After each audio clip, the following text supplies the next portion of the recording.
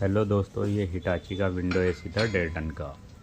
इसके अंदर गैस की प्रॉब्लम थी, तो अब हम इसके अंदर नाइट्रोजन का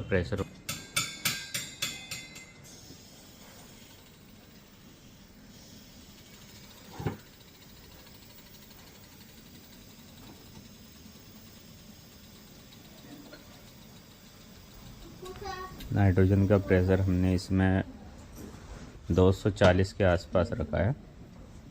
पहले इसमें 2.5 एम्पियर दिखा रहा था।